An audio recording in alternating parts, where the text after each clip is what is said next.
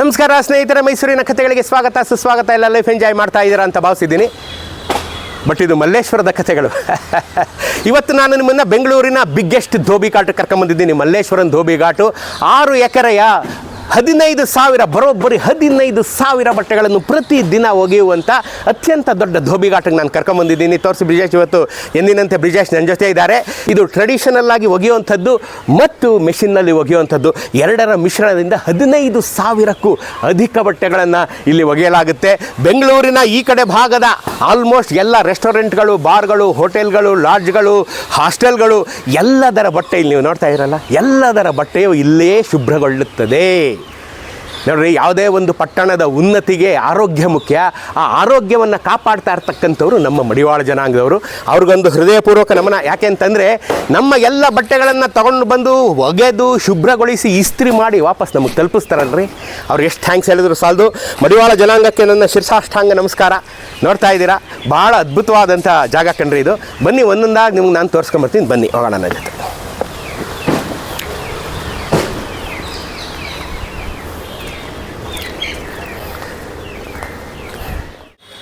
ಮೀರಾ ಅಯ್ಯರ್ ಅವರು ಬೆಂಗಳೂರು ಮೇಲೆ ಒಂದು ಪುಸ್ತಕ ಬರೆದಿದ್ದಾರೆ ಇಂಗ್ಲೀಷಲ್ಲಿ. ನಿಮ್ಗೆ ಗೊತ್ತು, ಈ ಬೆಂಗಳೂರು ಒಂದು ಅವಲೋಕನ ಅಂತ. ನಿಮ್ಮ ಹತ್ರ ಎಲ್ಲ ಇದೆ ಇದರಲ್ಲಿ.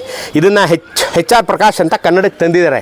ಇದರಲ್ಲಿ ಧೋಬಿ ಘಾಟ್ ಬಗ್ಗೆ ಭಾಳ ಚೆನ್ನಾಗಿದೆ. ಏನಂತ ಇದೆ ಅಂತಂದರೆ, ಧೋಬಿ ಘಾಟು ಮಲ್ಲೇಶ್ವರಂನ ಈಜುಕೊಳವನ್ನು, ಹಿಂದಿನ ಈಜುಕೊಳವನ್ನು ಧೋಬಿ ಘಾಟ್ ಆಗಿ ಪರಿವರ್ತನೆ 19ನೇ ಶತಮಾನದ ಕೊನೆಯಲ್ಲಿ ಮತ್ತು 20ನೇ ಶತಮಾನದ ಆದಿಯಲ್ಲಿ 1888 ನೋಡಿ, ಇಲ್ಲಿ ನಾನು ಕಲ್ ತೋರಿಸಿದ್ನಲ್ಲ ನೋಡಿಲಿ. ನಮಸ್ಕಾರ ಸ್ನೇಹಿತರೆ, ಇವತ್ತು ನಾನು ನಿಮ್ಮನ್ನು ಬೆಂಗಳೂರಿನ ಬಿಗ್ಗೆಸ್ಟ್ ಧೋಬಿ ಘಾಟ್ ಮಲ್ಲೇಶ್ವರಂ ಧೋಬಿ ಘಾಟ್ ಕರ್ಕೊಂಬಂದಿದ್ದೀನಿ. ಬೃಹತ್ತಾದ 6 ಎಕರೆಗಳುಳ್ಳ ದಿನಕ್ಕೆ 15,000 ಹ್ಯೂಜ್ ಬಟ್ಟೆಗಳನ್ನು ಒಗೆದು ಶುಭ್ರ ಮಾಡಿ ಇಸ್ತ್ರಿ ಮಾಡಿ ಅವರವರ ವಾಪಸ್ ಜಾಗಕ್ಕೆ ತಲುಪಿಸೋವಂಥ ಅಮೇಝಿಂಗ್ ಧೋಬಿ ಘಾಟು ಬೆಂಗಳೂರಿನ Malleshwaram Dhobi Ghat. One of the iconic historical Dhobi Ghats of Bengaluru. ಬೆಂಗಳೂರಲ್ಲಿರೋ ಅತಿ ದೊಡ್ಡ ಧೋಬಿ ಘಾಟು 1888ರಲ್ಲಿ ಶುರುವಾಯಿತು. ಐ ರಿಪೀಟ್, 1888ರಲ್ಲಿ ಶುರುವಾಯಿತು. ಏನು ಸಾಕ್ಷಿ ಧರ್ಮಿ? ಸಾಕ್ಷಿ ಇಲ್ಲಿದೆ ನೋಡಿ. 1888 ತೋರಿಸಿ ಬ್ರಿಜೇಶ್ ಇಲ್ಲಿ. 1888 ನೋಡ್ತಾ ಇದ್ರಲ್ಲ ಸ್ನೇಹಿತರೆ, 1888ರಲ್ಲಿ ಶುರುವಾದಂಥ ಧೋಬಿ ಘಾಟ್ ಇದು. ಹಿಂದ್ಗಡೆ ಇದೆ ಕಲ್ಲು, ಇನ್ನೂ ಒಂದ್ಸಲಿ ತೋರಿಸ್ತೀನಿ ನಿಮಗೆ. ಸೊ ಇಲ್ಲಿ ಇದನ್ನು ಪರಿವರ್ತನೆ ಮಾಡಿ ಇಲ್ಲಿ ಧೋಬಿ ಘಾಟ್ನ ಶುರು ಮಾಡ್ತಾರೆ. ಇಲ್ಲಿ ಈ ಕೆರೆ ಸ್ಯಾಂಕಿ ಟ್ಯಾಂಕ್ನ ಕೆಳಹರಿವಾಗಿತ್ತು. ಅಂದರೆ ಸ್ಯಾಂಕಿ ಟ್ಯಾಂಕು ದೊಡ್ಡ ಕೆರೆ ಅಂತಾರೆ ಇವರೆಲ್ಲ ಕೇಳಿದ್ರೆ ಅಲ್ವಾ. ಇವ್ರಿಗೆ ಸ್ಯಾಂಕಿ ಟ್ಯಾಂಕ್ ಅನ್ನೋದು ಗೊತ್ತಿಲ್ಲ. ದೊಡ್ಡ ಕೆರೆ, ಅದ್ರ ಮೂಲ ಹೆಸರು ದೊಡ್ಡ ಕೆರೆ. ಮಹಾರಾಜರು ಅದನ್ನು ಸ್ಯಾಂಕಿ, ಕರ್ನಲ್ ಹೀರಮ್ ಸ್ಯಾಂಕಿ ಅವರ ಹೆಸರನ್ನು ಇಟ್ಟು ಸ್ಯಾಂಕಿ ಟ್ಯಾಂಕ್ ಮಾಡಿದ್ರು. ಅದನ್ನು ತುಂಬ ಕಡೆ ನಿಮ್ಗೆ ಹೇಳಿದ್ದೀನಿ. ಅಲ್ಲಿಂದ ಕೋಡಿ ಬಿದ್ದ ನೀರು ಇಲ್ಲಿಗೆ ಬರ್ತಾಯಿತ್ರಿ. ಆ ಕೋಡಿ ಬಿದ್ದ ನೀರಿನಲ್ಲಿ ಬಟ್ಟೆ ಒಗೆಯಲಾಗ್ತಾ ಇತ್ತು. ಆಯಿತಾ. ಈ ಕೆರೆ, ಇಲ್ಲೊಂದು ಕೆರೆ ಇತ್ತು ಮುಂಚೆ. ಈ ಕೆರೆ ಕೋಡಿ ಬಿದ್ದು ಸ್ಯಾಂಕಿ ಟ್ಯಾಂಕಿಂದ ನೀರು ಕೋಡಿ ಬೀಳ್ತಿತ್ತಲ್ಲ, ಅದು ಇಲ್ಲಿಗೆ ಬರ್ತಾ ಇತ್ತು. ಮತ್ತು ಅದರಿಂದ ಹೊರಬರುತ್ತಿದ್ದ ನೀರನ್ನು ಇದು ಪಡೆಯುತ್ತಿತ್ತು ಅಲ್ವಾ. 1930ರ ಮಧ್ಯಭಾಗದಲ್ಲಿ ಈ ಕೆರೆಯ ದಡಗಳಲ್ಲಿ ಸ್ನಾನಘಟ್ಟಗಳನ್ನು ನಿರ್ಮಿಸಲಾಯಿತು. ಇಷ್ಟು ದೊಡ್ಡ ಕೆರೆ ಇದು, 6 ಎಕರೆ ಕೆರೆ ರೀ. ಸೊ ಇದು ಎಲ್ಲ ಬ್ಯಾಂಕ್ಸಲ್ಲಿ ಕೆರೆ ದಂಡೆ ಮೇಲೆ ಸ್ನಾನಘಟ್ಟಗಳನ್ನು ನಿರ್ಮಾಣ ಮಾಡಿದ್ರು 1913ನಲ್ಲಿ. ಆಯಿತಾ. ಅದರ ಪಕ್ಕದಲ್ಲಿ ಒಂದು ಈಜುಕೊಳವನ್ನು ಸೇರಿಸಲಾಯಿತು. ಅದರ ಪಕ್ಕ ಒಂದು ಸ್ವಿಮ್ಮಿಂಗ್ ಪೂಲ್ ಕಟ್ಟಿದ್ರು. ಇಲ್ಲಿ ಒಂದು ಕೆರೆಗೆ ಸ್ನಾನಘಟ್ಟ ಮಾಡಿ ಇನ್ನೂ ಒಂದಷ್ಟು ಜಾಗ ಇತ್ತು, ಅಲ್ಲೊಂದು ಸ್ವಿಮ್ಮಿಂಗ್ ಪೂಲ್ ಕಟ್ಟಿದ್ರು. ಆಮೇಲೆ 1970ನಲ್ಲಿ ಆ ಕೊಳವನ್ನು ಅಂದರೆ ಸ್ವಿಮ್ಮಿಂಗ್ ಪೂಲನ್ನು ಧೋಬಿ ಘಾಟ್ ಆಗಿ ಪರಿವರ್ತಿಸಲಾಯಿತು. 1970 55 ವರ್ಷ ಆಯಿತು ಈ ಧೋಬಿ ಘಾಟ ಕನ್ವರ್ಟ್ ಆಗಿ, ಅಂದರೆ ಅಫಿಷಿಯಲ್ ಧೋಬಿ ಘಾಟ್ ಆಗಿ, swimming pool converted to dhobi ghat ಆಗಿ 55 ವರ್ಷ ಆಯಿತು. ಆಯಿತಾ. ಈ ಘಾಟ್ ಉತ್ತರದ ಕೊನೆಯಲ್ಲಿ ಇಂದು ಕೂಡ ನೀವು ಹಳೆಯ ಕೊಳದ ಶೇಷ ಭಾಗಗಳನ್ನು ಕಾಣ್ಬೋದು, ಅದನ್ನು ತೋರಿಸ್ತೀನಿ ಅಲ್ಲಿ. ಆಯಿತಾ. ಹಿಂದಿನವರು ಸ್ಯಾಂಕಿಟಾಂಗ್ನ ಕರೆಗಳ ದಂಡೆಯ ಮೇಲೂ ಒಂದು ಧೋಬಿ ಘಾಟ್ ಇತ್ತು ಎಂದು ನೆನೆಸ್ಕೊಳ್ತಾರೆ. ನಾನೀಗ ಹೇಳಿದ್ನಲ್ಲ ಇವ್ರುಗಳ ಹತ್ರ, ಹೇಳಿಸ್ತೀನಿ ಈಗ. ಇಲ್ಲಿ ಹಿರಿಕರು 45 ವರ್ಷ 50 ವರ್ಷದಿಂದ ಬಟ್ಟೆ ಒಗೆಯೋರು ಇವತ್ತಿಗೂ ಇದ್ದಾರೆ, ನನ್ನ ವಯಸ್ಸಿನವರು. ಅವರು ಹುಟ್ಟಿದಾಗ್ಲಿಂದ ಇಲ್ಲಿವರೆಗೂ ಏನಪ್ಪ ಮಾಡಿರೋದು ಅಂದ್ರೆ ಬಟ್ಟೆ ಒಗ್ದಿರೋದು ನೋಡ್ರಿ. ಹಾಂ, ಭಗವಂತ ಯಾರ್ಯಾರನ್ನ ಯಾವ್ಯಾವ ಕೆಲಸಕ್ಕೆ ನೇಮಿಸಿರ್ತಾನೆ ಅನ್ನೋದಕ್ಕೆ ಇದು ಸಾಕ್ಷಿ. ಅವರು ಹುಟ್ಟಿದ ಆರಭ್ಯ ಅವ್ರು ಇರೋವರೆಗೂ ಇನ್ನೂ ಅವರು ಬಟ್ಟೆ ಒಗಿತಾನೇ ಇದ್ದಾರೆ. 50 ವರ್ಷ 55 ವರ್ಷ 60 ವರ್ಷ ಬಟ್ಟೆ ಒಗಿತಾ ಇದ್ದಾರೆ ನೋಡ್ರಿ. ಹಾಂ, ಅದಕ್ಕೆ ಹೇಳೋದು ಒಂದೊಂದು ಜನಾಂಗ ನಮ್ಮ ದೇಶವನ್ನು ಹೇಗೆ ಉದ್ಧಾರ ಮಾಡಿದೆ ಅನ್ನೋದಕ್ಕೆ ಮಡಿವಾಳ ಜನಾಂಗದವ್ರು ಸಾಕ್ಷಿ. ಆಯಿತಾ. ಹಾಂ, ನಂತರ ಈ ಘಾಟನ್ನು ಮುಚ್ಚಿದ ಮೇಲೆ ಎಲ್ಲ ಧೋಬಿಗಳು ಅದನ್ನು ಮುಚ್ಚಿಬಿಡ್ತಾರೆ. ಸ್ಯಾಂಕಿ ಟ್ಯಾಂಕಲ್ಲಿ ಒಂದು ಧೋಬಿ ಘಾಟ್ ಇರುತ್ತಲ್ಲ, ಅದನ್ನು ಮುಚ್ಚಿ ಎಲ್ಲ ಇವರು ಮಡಿವಾಳ ಜನಾಂಗದವರು ಇಲ್ಲೇ ಬಂದು ಬಟ್ಟೆ ಒಗಿಬೇಕು ಅಂತ ಆರ್ಡ್ರ್ ಆಗುತ್ತೆ. ಹಾಗೆಲ್ಲ ಇಲ್ಲಿಗೆ ಬರ್ತಾರೆ. ಇಂದು 6 ಎಕರೆಗಳ ವಿಸ್ತೀರ್ಣವಿರುವ ಬೆಂಗಳೂರಿನ ಅತಿ ದೊಡ್ಡ ಧೋಬಿ ಘಾಟ್ ಇದೇನೆ. ಆಯಿತಾ. ಇವತ್ತಿಗೂ ಕೂಡ ಈ ಸ್ಯಾಂಕಿ ಟ್ಯಾಂಕಿಂದ ನೀರು ಬರುತ್ತೆ ಅಂತ ಹೇಳ್ತಾರೆ. ಬಟ್ ಈಗ ನೀರಿಗೆ ಬೋರ್ವೆಲ್ ಹಾಕ್ಕೊಂಡಿದ್ದಾರೆ ಇವರು. ಅದನ್ನು ಅವ್ರು ಹೇಳ್ತಾರೆ, ಇಲ್ಲಿನ ಮಡಿವಾಳ ಜನಾಂಗದ ಮುಖಂಡರು ನನಗೆ ಹೇಳ್ತಾರೆ, ನಿಮಗೂ ಅದನ್ನು ನಾನು ಕೇಳಿಸ್ತೀನಿ. ಮನೆಗಳು, ಹೋಟೆಲ್ಗಳು ಮತ್ತು ಇದರ ಸಂಸ್ಥೆಗಳ 75ರಿಂದ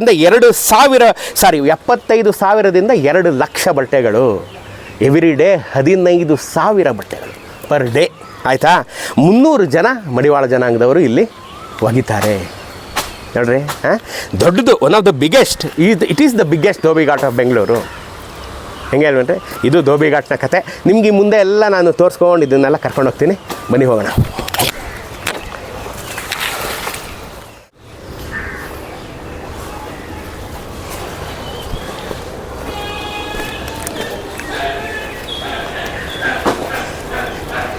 ಸ್ನೇಹಿತರೆ, ಏನೋ ಒಂದು ಕೂಗು ನಿಮಗೆ ಕೇಳಿಸ್ತಾ ಇರಬೇಕಲ್ಲ.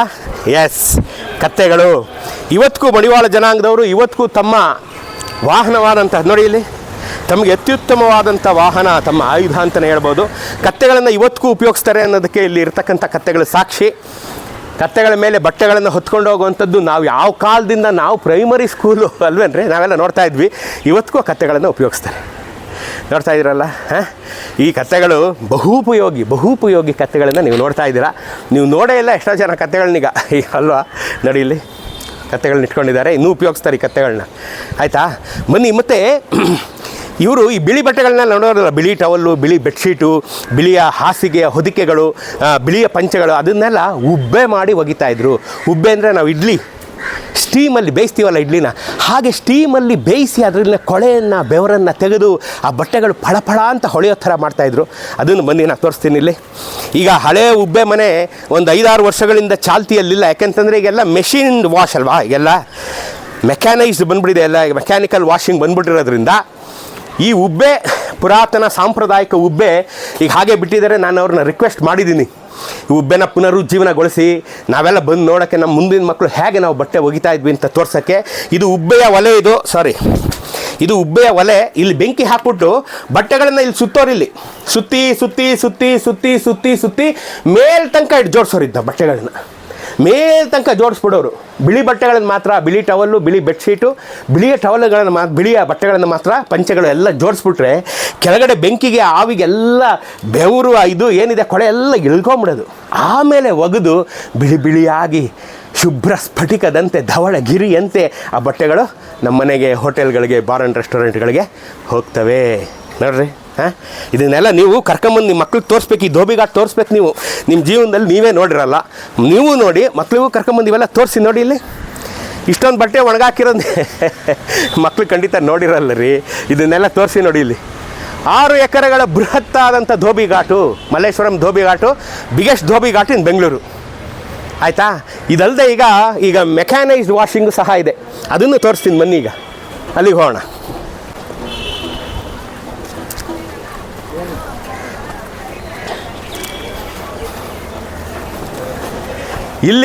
ಇಲ್ಲಿ ಒಗೆಯತಕ್ಕಂಥ, ಇಲ್ಲಿ ಕೆಲಸ ಮಾಡತಕ್ಕಂಥ ಜನಕ್ಕಾಗಿಯೇ ಮಾಡ್ಕೊಂಡಿರ್ತಕ್ಕಂಥ ಒಂದು ಪುಟ್ಟ ಕ್ಯಾಂಟೀನ್ ಕಣ್ರಿ. ಹಾಂ, ಅವ್ರಿಗೋಸ್ಕರನೇ ಇಲ್ಲಿ ಬಂದು ಬಟ್ಟೆಗಳನ್ನು ಒಕ್ಕೊಂಡು ಹೋಗ್ತಾರಲ್ಲ, ಅವ್ರಿಗೆ ರಿಫ್ರೆಶ್ಮೆಂಟ್ಗೆ ಕಾಫಿ, ಟೀ ಎಲ್ಲ ಕುಡ್ಕೊಂಡು ಹೋಗೋದಕ್ಕೆ.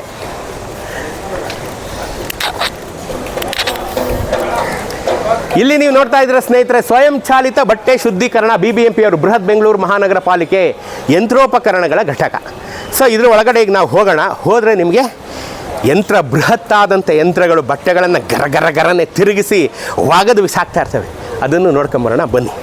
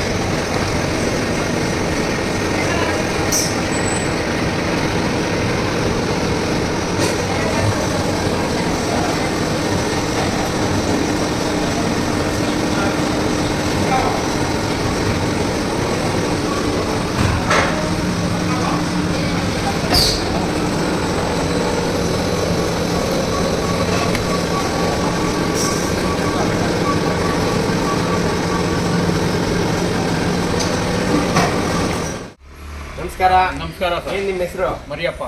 ಎಷ್ಟು ವರ್ಷದಿಂದ ಮಾಡ್ತಾ ಇದ್ದೀರಾ? 50 ವರ್ಷದಿಂದ ನಾವು ಮಾಡ್ತಾ ಇದ್ದೀವಿ ಸರ್. 50 ವರ್ಷದ ಮುಂಚೆ ಎಲ್ಲಿ ಮಾಡ್ತಾ ಇದ್ರಿ? ದೊಡ್ಡಕೆರೆಯಾಗಿ ಮಾಡ್ತಾ ಇದ್ದೀವಿ ಸರ್. ದೊಡ್ಡಕೆರೆಯಲ್ಲಿ ಮಾಡ್ತಾ ಇದ್ರಿ. ದೊಡ್ಡಕೆರೆ ಅಂದ್ರೆ ಸ್ನೇಹಿತರೆ ಸ್ಯಾಂಕಿ ಟ್ಯಾಂಕ್ ಅನ್ನೇ ದೊಡ್ಡಕೆರೆ ಅಂತ ನಾವು ಕರೀತಾ ಇದ್ದೀವಿ, ಗೊತ್ತಲ್ಲ? ಸಾಂಕಿ ಟ್ಯಾಂಕ್ನೇ ದೊಡ್ಡಕೆರೆ ಅನ್ನೋ. ಅಲ್ಲಿ ಮಾಡ್ತಾ ಇದ್ರಾ? ಹೌದು ಸರ್. ಎಷ್ಟು ವರ್ಷ ಮಾಡಿದ್ರಿ ಅಲ್ಲಿ ದೊಡ್ಡಕೆರೆಯಲ್ಲಿ? ಅಲ್ಲಿ ಒಂದು 5 ವರ್ಷ, 10 ವರ್ಷ? ಒಂದು 12 ವರ್ಷದಿಂದ 12 ವರ್ಷ ಸ್ಟಾರ್ಟ್ ಮಾಡಿದ್ರಿ. ಇಲ್ಲಿಗೆ ಬಂದು ಎಷ್ಟು ವರ್ಷ ಆಯ್ತು? ಇಲ್ಲಿಗೆ ಬಂದು ಒಂದು 30 ವರ್ಷ? ಇಲ್ಲ ಜಾಸ್ತಿ ಆಗಿದೆ ಸರ್. 40-45 ಆಗಿದೆ ಸರ್. 45 ಆಗಿದೆ. ಇಲ್ಲಿ ಬಂದಾಗ ಮುಂಚೆ ಏನಿತ್ತು ಇಲ್ಲಿ? ಸ್ವಿಮ್ಮಿಂಗ್ ಪೂಲ್ ಇತ್ತು ಸರ್. ಇದು ಸ್ವಿಮ್ಮಿಂಗ್ ಪೂಲ್ ಇತ್ತು. ಸ್ವಿಮ್ಮಿಂಗ್ ಪೂಲ್ ಇತ್ತು. ಸ್ವಿಮ್ಮಿಂಗ್ ಪೂಲ್ ಆದ್ಮೇಲೆ ಇದು ಗೋವಿಯಾಟ್ ಕಟ್ಟಿದ್ರು. ಅದು ಅದಕ್ಕೆ ನೀರು ಬಿಟ್ಕೊಳಕ್ಕೆ ರೆಡಿ ಮಾಡ್ಕೊಂಡ್ರು. ಇಲ್ಲಿಗೆ ಅಂದ್ರೆ ಹೆಸರು ಬರ್ತಾರಲ್ಲ ಹೇಳಕ್ಕೆ. ಆಮೇಲೆ ಇದನ್ನ ಗೋವಿಯಾಟ್ ಮಾಡ್ಕೊಟ್ರು ನಮ್ಗೆ ಸಾಹೇಬ್ರು. ಅವಾಗಿಂದ ಕೆಲಸ ಮಾಡ್ಕೊಂಡು ಮೊದಲು ಮಾಮೂಲಿ ಕೈಯಲ್ಲಿ ಹೋಗಿತಾ ಇದ್ರೆ ಕೈನಾಗ ಹೋಗಿತಾ ಇದೆ ಸರ್. ಎಷ್ಟು ವರ್ಷ ಕೈಯಲ್ಲಿ ಹೋಗ್ತಿರ್ಬೋದು? ಉಬ್ಬೆ ಸುತ್ತಾ ಇದ್ದು ಅಲ್ಲಿದೆ ನೋಡಿ ಉಬ್ಬೆ. ಯಾವಾಗೂನು ಆ ಉಬ್ಬೆ ಸುತ್ತಿ ಕೈದಾಗೆ ವಾಶ್ ಮಾಡ್ತಾ ಇದ್ದು. ಉಬ್ಬೆ ಸುತ್ತೋದು ಅಂದ್ರೇನು? ವೈಟ್ ಬಟ್ಟೆಗಳೆಲ್ಲ ಉಬ್ಬೆ ಸುತ್ತೋದು. ಕಾಟನ್ ಬಟ್ಟೆಗಳು, ಟವಲು, ಬೆಡ್ಶೀಟು, ಪಿಲ್ಲೋ ಕವರು, ಪಂಚೆಗಳು, ಬೆವರೆಲ್ಲ ಹೋಗೋದು. ಅಂಡರ್ವೇರು, ಬನೀನ್ಗಳು. ಈ ವೈಟ್ ಬನೀನ್ ಬರತ್ತಲ್ಲ ಅದೆಲ್ಲ ಉಬ್ಬೆ ಸುತ್ತೆ ವಾಶ್ ಮಾಡ್ಬೇಕು. ಅದೇ ವೈಟ್ ಬರೋದು ಬಟ್ಟೆ. ಉಬ್ಬೆ ಸುತ್ತೋದು ಅಂದ್ರೆ ಸ್ನೇಹಿತರೆ, ಉಬ್ಬೆ ಅಂದ್ರೆ ಉಬ್ಬು ಅಂದ್ರೆ ನಾವು ಇಡ್ಲಿ ಮಾಡೋದನ್ನ ಉಬ್ಬೆ ಅಂತ ಕರಿತೀವಿ. ಒಂದು ಉಬ್ಬು ಇಡ್ಲಿ ಅಂತಂದ್ರೆ ಇಡ್ಲಿ ಮಾಡೋದನ್ನ ನಾವು ಏನು ಬೇಯಿಸ್ತೀವಲ್ಲ ಆ ತರ ಅದನ್ನೇ. ಇವರು ವೈಟ್ ಬಟ್ಟೆಗಳು, ಬಿಳಿ ಬೆಡ್ಶೀಟು, ಬಿಳಿ ಟವಲ್ಲು, ಬಿಳಿ ಬನೀನು, ಇವನ್ನೆಲ್ಲ ಪಂಚೆ ಇವನ್ನೆಲ್ಲ ಇವರು ಬೇಯಿಸ್ತಾ ಇದ್ರು.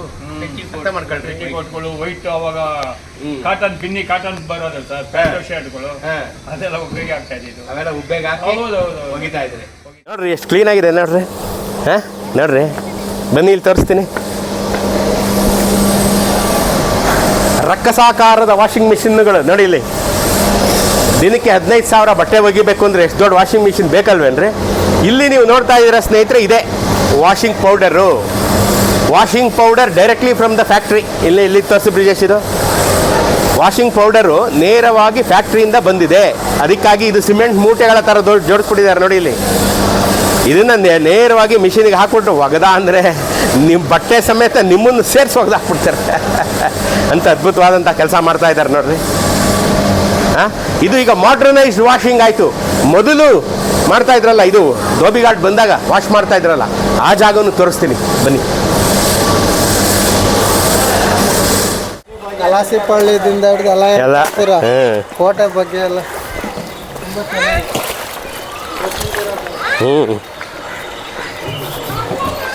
ಸ್ನೇಹಿತರೆ, ಈಗ ನೀವು ನೋಡ್ತಾ ಇದ್ದೀರಾ, ಈ ಧೋಬಿ ಘಾಟ್ ಶುರುವಾದ ಪ್ರಥಮದಲ್ಲಿ ಹೊಸತರಲ್ಲಿ ಪುರಾತನ ಧೋಬಿ ಘಾಟು ಇದೆ. ಇದೇ ಜಾಗದಲ್ಲೇ ಮುಂಚೆ ಒಗೆಯೋದಕ್ಕೆ ಶುರು ಮಾಡಿದ್ದು. ಅರ್ಥ ಆಯ್ತಾ? ಈ ಜಾಗದಲ್ಲಿ ಸ್ವಿಮ್ಮಿಂಗ್ ಪೂಲಿಂದ ಉಕ್ಕಿದಂಥ ನೀರನ್ನು ದೊಡ್ಡ ಕೆರೆ ಅಂದರೆ ಸ್ಯಾಂಕಿ ಕೆರೆಯಿಂದ ಬಂದಾಗ ಮೊದಲು ಧೋಬಿ ಘಾಟ್ ಶುರುವಾಗಿ ಬಟ್ಟೆ ಒಗೆಯೋದಕ್ಕೆ ಮಡಿವಾಳ ಜನಾಂಗದವರು ಶುರು ಮಾಡಿದಂಥ ಜಾಗ ಇದು. ನೋಡ್ತಾ ಇದ್ರಲ್ಲ, ನೋಡ್ರಿ ವೈಭವ. ಇದು ಬೇರೆಯೇ ಪ್ರಪಂಚ ಕಣ್ರಿ. ನಿಮ್ಗೇನು ಗೊತ್ತಾಗಲ್ಲ, ನಿಮ್ಮ ಮನೆಗೆ ಸುವಾಸನಾ ಭರಿತವಾದ ಘಮ್ ಅನ್ನೋವಂಥ ಇಸ್ತ್ರಿ ಮಾಡಿದಂಥ ಬಟ್ಟೆ ನಿಮಗೆ ಬರುತ್ತೆ ಅಷ್ಟೇ. ಎಲ್ಲಿಂದ ಬರುತ್ತೆ ಅಂದರೆ ನೋಡಿ, ಅದ್ರ ಹಿಂದೆ ಎಷ್ಟು ಜನರ ಪರಿಶ್ರಮ ಇದೆ ನೀವು ನೋಡ್ತಾ ಇದ್ದೀರಿ. ಎಷ್ಟು ಜನರ ಪರಿಶ್ರಮ ಇದೆ ರೀ. ನಿಮ್ಮ ಮೈ ಮೇಲಿನ ಬಟ್ಟೆ ಇಸ್ತ್ರಿಯಾಗಿ ನೀವು ಘಮ ಅಂತ ಮಿಂಚ್ಕೊಂಡು ಮೀಟಿಂಗಿಗೆ, ಆಫೀಸ್ಗೆ, ಮದುವೆಗೆ ಹೋಗ್ತಿರಲ್ಲ, ಅದೆಲ್ಲದರ ಹಿಂದೆ ಈ ಜನರ ಪರಿಶ್ರಮ ಇದೆ. ಇವ್ರಿಗೆ ಎಷ್ಟು ಧನ್ಯವಾದ ಹೇಳಿದ್ರು ಸಾಲದು ನಿಮಗೆ ಅಲ್ವಾ? ಬನ್ನಿ, ಈಗಿಂದ ನಾನು ತೋರಿಸ್ತೀನಿ ಬನ್ನಿ.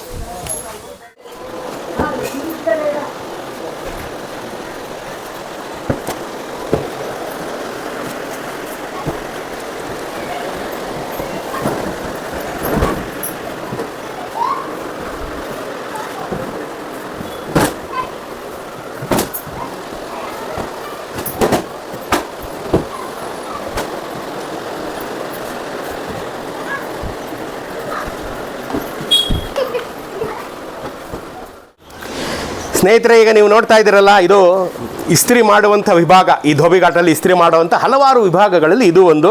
ಇಲ್ಲಿ ನೀವು ನೋಡ್ತಾ ಇದ್ದೀರಾ, ಹಂಸದಂತೆ ಬೆಳ್ಳಗೆ ಹೊಳೆಯತಕ್ಕಂಥ ಬಟ್ಟೆಗಳನ್ನು ಇಸ್ತ್ರಿ ಮಾಡಿ ಜೋಡಿಸ್ಕೊಂಡು ಆಯಾ ಹೋಟೆಲ್ಗಳಿಗೆ, ರೆಸ್ಟೋರೆಂಟ್ಗಳಿಗೆ, ಲಾಡ್ಜ್ಗಳಿಗೆ ಎಲ್ಲದಕ್ಕೂ ತಗೊಂಡೋಗಿ ತಲುಪಿಸುವಂಥ ಜವಾಬ್ದಾರಿನ ಇವರು ಮಾಡ್ತಾ ಇದ್ದಾರೆ. ನೋಡಿಲಿ, ನೋಡ್ರಿ, ನೀವು ಇನ್ನು ಮುಂದೆ ಯಾವುದೇ ಹೋಟೆಲ್ಗೆ, ಯಾವುದೇ ರೆಸ್ಟೋರೆಂಟ್ಗೆ, ಯಾವುದೇ ಲಾಡ್ಜ್ಗೆ, ಯಾವುದೇ ಮೀಟಿಂಗ್ಗಳಿಗೆ ಎಲ್ಲೇ ಹೋದ್ರೂ ನೀವು ಯಾವುದೇ ಟೇಬಲ್ ಮುಂದೆ ಕೂತಾಗ ಅದ್ರ ಮೇಲೆ ಒಂದು ಬಟ್ಟೆ ಇದ್ದರೆ ಮಡಿವಾಳ ಜನಾಂಗದವರನ್ನು ನೆನೆಸ್ಕೊಂಡು ಅವ್ರಿಗೊಂದು ನಮಸ್ಕಾರ ಹಾಕೋದನ್ನು ಮರಿಬೇಡಿ.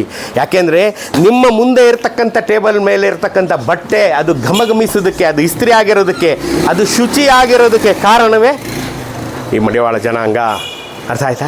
ನೀವು ಬಟ್ಟೆ ಒಗೆದು ಹಾಕೋತಿರಲ್ಲ, ಅದಕ್ಕೂ ನೀವು ಯಾವತ್ತೂ ನೆನೆಸ್ಕೋಬೇಕು. ಇಸ್ತ್ರಿ ಮಾಡಿಸ್ತಿರಲ್ಲ, ಆವಾಗಲೂ ನೆನೆಸ್ಕೋಬೇಕು ಅಲ್ವೇನ್ರಿ? ಇವರು ನೆನೆಸ್ಕೊಳ್ಳೋದಕ್ಕೆ ಎಷ್ಟೊಂದು ಕಾರಣ. ಇದು ನೋಡಿ, ಈ ಇಡೀ ಈ ವಿಭಾಗ ಏನಿದೆ ಬೆಳ್ಳನೆಯ ಬಟ್ಟೆಗಳಿಂದ ಆವೃತವಾಗೋಗಿದೆ. ನೋಡ್ತಾ ಇದ್ದೀರಲ್ಲ, ಎಲ್ಲವೂ ಬೆಳ್ಳನೆಯ ಬಟ್ಟೆಗಳಿಂದ ಆವೃತವಾಗಿ ಇಸ್ತ್ರಿ ಮಾಡ್ತಾ ಇದ್ದಾರೆ. ಇವರು ಪ್ಯಾಕ್ ಮಾಡಿ ಇಸ್ತ್ರಿ ಎಲ್ಲ ಆದಮೇಲೆ ಇದನ್ನು ಕಟ್ಕೊಂಡು ತಗೊಂಡು ಹೋಗಿ ಯಾರಿಗೆ ತಲುಪಿಸ್ಬೇಕು ಅವ್ರಿಗೆ ತಲುಪಿಸ್ತಾರೆ. ಮತ್ತೆ ಅಲ್ಲಿ ಕೊಳೆಯಾದಂಥ ಬಟ್ಟೆಗಳನ್ನು ತಂದು ಒಗೆಯೋದಕ್ಕೆ ಹಾಕ್ತಾರೆ.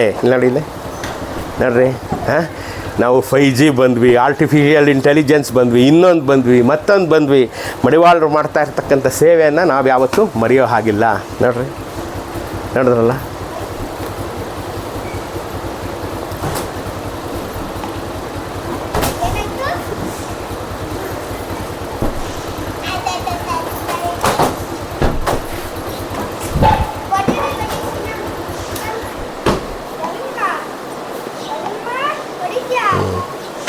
ಇದೆಲ್ಲಿಗೆ ತೊಗೊಂಡೋಗ್ತೀರಾ ಈಗ ಇದನ್ನ?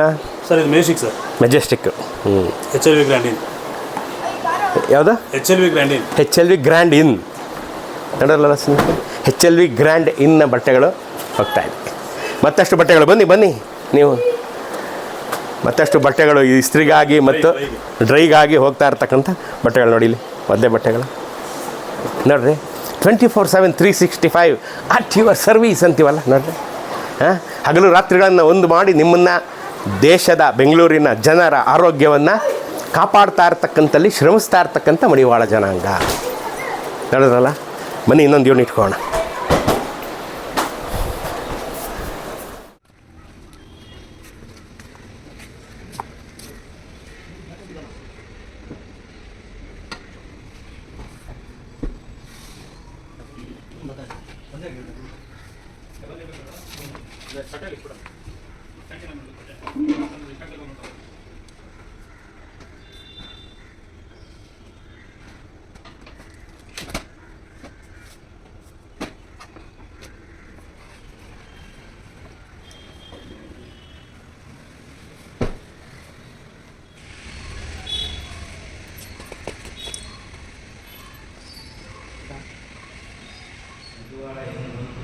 ಸ್ನೇಹಿತರೆ, ಈಗ ನೀವು ನೋಡ್ತಾ ಇದ್ದೀರಾ ಕುಲಗುರುಗಳಾದಂಥ ಮಡಿವಾಳ ಮಾಚಿದೇವರು ತೋರಿಸಿ ವಿಜೇಶ್ ಮಡಿವಾಳ ಮಾಚಿದೇವರನ್ನ ಈಗ ನೀವು ನೋಡ್ತಾ ಇದ್ದೀರಾ. ಸಮಸ್ತ ಬೆಂಗಳೂರಿನ ಆರೋಗ್ಯವನ್ನು ಕಾಪಾಡ್ತಾ ಇರತಕ್ಕಂಥ ಮಡಿವಾಳ ಜನಾಂಗಕ್ಕೆ ನನ್ನ ಹೃದಯಪೂರ್ವಕ ನಮನ. 50,000ದಿಂದ 2,00,000 ಬಟ್ಟೆಗಳವರೆಗೂ ಒಗೆದು ಶುಚಿಯಾಗಿ ಬೆಂಗಳೂರಿಗರ ಆರೋಗ್ಯವನ್ನು ಕಾಪಾಡ್ತಾ ಇರ್ತಕ್ಕಂಥ ಸಮಸ್ತ ಮಡಿವಾಳ ಜನಾಂಗಕ್ಕೆ ನನ್ನ ಹೃದಯಪೂರ್ವಕ ನಮನ. ಧೋಬಿಘಾಟಿಗೆ ಬಂದಿದ್ದೀನಿ. ಈಗ ಅವ್ರು ಏನು ಇಲ್ಲಿವರೆಗೆ ಏನೇನಾಯಿತು, ಅವ್ರ ಕಷ್ಟ ನಷ್ಟಗಳೇನು, ಅವ್ರ ಸಮಸ್ಯೆಗಳೇನು, ಅವ್ರ ದುಃಖ ದುಮ್ಮಾನಗಳೇನು, ಅವ್ರ ಸುಖ ಸಂತೋಷಗಳೇನು ಎಲ್ಲ ಅವರ ಮಡಿವಾಳ ಜನಾಂಗದ ಮುಖಂಡರ ಬಾಯಲ್ಲಿ ಕೇಳೋಣ ಬನ್ನಿ. ಸ್ನೇಹಿತರೆ, ಈಗ ನಾವು ಮಡಿವಾಳ ಜನಾಂಗದ ಮುಖಂಡರಾದಂಥ ಪುಟ್ಟರಾಜು, ಮುನಿರಾಜು ಮತ್ತೆ ಬೆಳ್ಳಿ ನಾಗರಾಜ್ ಅವ್ರನ್ನ ನಿಮಗೆ ಪರಿಚಯ ಮಾಡಿಸ್ಕೊಡ್ತಾ ಇದ್ದೀನಿ. ಸರ್, 3 ಜನಕ್ಕೂ ನಮಸ್ಕಾರ. ಮೊದಲನೇದಾಗಿ ನಾವು ಸಮಸ್ತ ಬೆಂಗಳೂರಿನ ಪರವಾಗಿ ಮಡಿವಾಳ ಜನಾಂಗಕ್ಕೆ ನನ್ನದೊಂದು ನಮಸ್ಕಾರ. ನಿಮ್ಮಿಂದ ನಮ್ಮ ಈ ಬೆಂಗಳೂರಿನ ಆರೋಗ್ಯ ಕಾಪಾಡ್ಕೊಂಡು ಬಂದಿದ್ದೀರಿ. ಬಟ್ಟೆಗಳನ್ನ ಒಗೆದು ಶುಚಿ ಮಾಡಿ ನಮಗೋಸ್ಕರ ಕೊಡ್ತೀರಿ. ನಿಮ್ಗೆ ಎಷ್ಟು ಥ್ಯಾಂಕ್ಸ್ ಹೇಳಿದ್ರು ನಾನು ಸಾಲದು. ಎಲ್ಲ ವೀಕ್ಷಕರ ಕಡೆಯಿಂದ ನಿಮ್ಗೆ ನಮಸ್ಕಾರ. ಹೇಳಿ ಸರ್, ಇದನ್ನ ಎಷ್ಟು ವರ್ಷದಿಂದ ಮಾಡ್ಕೊಂಡು ಬರ್ತಾ ಇದ್ದೀರಾ? ಸುಮಾರು ನಾವು ಇವಾಗ ಏನಂದ್ರೆ ಸರ್, ಕಾಲ ನಮ್ಮ ತಾತ ಮುತ್ತಾತ ಕಾಲದಿಂದ ಮಾಡ್ಕೊಂಡ್ ಬಂದಿದ್ದೀವಿ. ಇಲ್ಲಿ ಏನಂದ್ರೆ ಇದು ಮುಂಚೆ ಸ್ವಿಮ್ಮಿಂಗ್ ಪೂಲ್ ಇದ್ದಿತ್ತು. ಸ್ವಿಮ್ಮಿಂಗ್ ಪೂಲ್ ಇದ್ದಂತ ಜಾಗದಲ್ಲಿ ಮುಂಚೆ ಎಲ್ಲ ದೊಡ್ಡ ಕೆರೆ ಒಳಗೆ ವಾಶ್ ಮಾಡ್ತಾ ಇದ್ದಿದ್ದು. ಇಲ್ಲಿ ಹಳೆ ಡೋಬಿಘಾಟ್ ಅನ್ನೋ ಹೆಸರು ಹೆಂಗ್ ಬಂತು ಅಂದ್ರೆ, ಈ ಸ್ವಿಮ್ಮಿಂಗ್ ಪೂಲ್ ನೀರು ದುಮ್ಕಿ ಇಲ್ಲಿ ವಾಶ್ ಮಾಡೋದ್ರಿಂದ ಇಲ್ಲಿ ಒಂದು ಡೋಬಿಘಾಟ್ ಮಾಡೋದು. ದೊಡ್ಡ ಕೆರೆ ಒಳಗೆ ವಾಶ್ ಮಾಡ್ಬೇಕಾಗಿರುವಾಗ ಅಲ್ಲಿ ದೊಡ್ಡ ಕೆರೆಯಲ್ಲಿ ಅಲ್ಲಿ ಪರಿಸರ ಎಲ್ಲ ಇದಾಗುತ್ತೆ ಅಂದ್ಬಿಟ್ಟು ಈ ಸ್ವಿಮ್ಮಿಂಗ್ ಪೂಲ್ ನೀರ್ ಇಲ್ಲದ್ರಿಂದ ಅವಾಗ ಆ ಡೋಬಿಘಾಟ್ ತಗೊಂಡ್ಬಂದು ಅಲ್ಲಿ ಜನನೆಲ್ಲ ಕರ್ಕೊಂಡ್ಬಂದು ಹೊಸ ಮತ್ತು ಹಳೆ ಡೋಬಿಘಾಟ್ ಅನ್ನೋದನ್ನ ಇಲ್ಲಿ ಸೃಷ್ಟಿ ಮಾಡಿ ಈ ಡೋಬಿಘಾಟ್ ನ ಹೊಸದು ಅನ್ನೋದು ಮಾಡೋದು. ಅದಕ್ಕೆ ನಮ್ದು 2 ಡೋಬಿಘಾಟ್ ಒಂದೇ ತರ ಇರೋದ್ರಿಂದ ಒಂದೇ ಇವಾಗ ಹಳೆ ಮತ್ತು ಹೊಸ ಡೋಬಿಘಾಟ್ ಅನ್ನೋ ಹೆಸರು ಬಂತು. ಹಿರೀಕರು ಮಾಡ್ಕೊಂಡ್ ಬಂದಿರೋದ್ರಿಂದ ಇದು ಹಿರೀಕರು ಹಂಗೆ ಮಾಡ್ಕೊಂಡ್ ಬಂದ್ರು. ಇವತ್ತು ಹಂಗೆ ನಡೀತಾ ಇದೆ. ಯಾವ ಒಂದು ಸಮಸ್ಯೆ ಇಲ್ಲ, ಹಂಗೆ ನಡ್ಕೊಂಡು ಹೋಗ್ತಾ ಇತ್ತು. ಮುಂಚೆ ನಮ್ಗೆ ದೊಡ್ಡ ಕೆರೆಯಿಂದ ಜೋಕ್ ನೀರೆಲ್ಲ ಬರ್ತಾ ಇತ್ತು. ಆ ನೀರಲ್ಲಿ ವಾಶ್ ಮಾಡ್ತಾ ಇತ್ತು. ಆ ವಾಶ್ ಮಾಡ್ತಾ ಇದ್ದ ನೀರಿಗೆ ಮುಂದೆ ಹಂಗೆ ಹಂಗೆ ಹಂಗೆ ಕಮ್ಮಿ ಆಯ್ತು. ಅವಾಗ ನಮ್ಗೆ ಏನ್ ಮಾಡಿದ್ರು ಅಂದ್ರೆ, ನಮ್ಮ ಮುನಿಯಪ್ಪವ್ರು ಆಗ್ಬೋದು, ನಮ್ಮ ಪುಟ್ರಂಗಯ್ಯ ಆಗ್ಬೋದು, ಮತ್ತೆ ಟೋಪಿ ಮುನಿಯಪ್ಪವ್ರು ಆಗ್ಬೋದು, ಚೆನ್ನಪ್ಪವ್ರು ಆಗ್ಬೋದು, ನಮ್ಮ ಮುನ್ರಾಜ್ ಆಗ್ಬೋದು, ಎಲ್ಲಾ ಲೀಡರ್ಗಳನ್ನೇ ಹಣವೆ. ಇವಾಗ ಯಾರು ಅವರೆಲ್ಲ ಇಲ್ಲ. ಇವಾಗ ಹಿಂದಿನ ಫೀಲ್ಡ್ ಅಲ್ಲಿ ಏನ್ ನಡೆಸ್ಕೊಂಡ್ಬಂದ್ರು ಅದನ್ನೇ ನಡೆಸ್ಕೊಂಡು ಹೋಗ್ತಾ ಇದ್ದೀವಿ. ಅವಾಗ ಏನಾಯ್ತು, ನಮ್ಮ ಅಶ್ವಥ್ ನಾರಾಯಣ ಅವರು ಹಿಂಗೆ ಇದ್ರೆ ಅಂದ್ಬಿಟ್ಟು ಸುತ್ತು 50 ಮನೆ ಕ್ವಾರ್ಟರ್ಸ್ ಸುತ್ತು ಮನೆಗಳಿತ್ತು. ನಮ್ದು 50-60 ಮನೆ ಸೀಟ್ ಮನೆ ಇರೋದನ್ನೆಲ್ಲ ನೋಡಿ ಅವ್ರು ಏನ್ ಮಾಡಿದ್ರು, ಇದನ್ನ ಕ್ವಾರ್ಟರ್ಸ್ ಮಾಡ್ಕೊಡ್ತೀನಿ ಅಂತ ಹೇಳಿ ಕೇಳಿದ್ರು. ಅವಾಗ ಕ್ವಾರ್ಟರ್ಸ್ ಮಾಡಕ್ ಆಗ್ಬೋದು, ಮಿಷಿನ್ ಆಗ್ಬೋದು, ನಮಗೆ ಗೊತ್ತಿಲ್ಲದೇ ಬಂದು ಪೂಜೆ ಮಾಡ್ಬಿಟ್ಟು ಮಿಷಿನ್ ಕನ್ವರ್ಟ್ ಮಾಡಿದ್ರು.